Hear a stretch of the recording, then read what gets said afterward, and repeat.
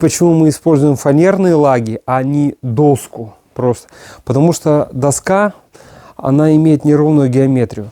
Нам же по итогу, во-первых, нужен более надежный пол. Посмотрите, какое сечение.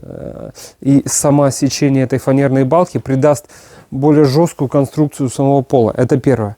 А во-вторых, мне нужна четкая геометрия всех показателей, вот этих всех конструкций. Нам же по итогу надо выйти так, чтобы фанера была идеально ровная, правильно?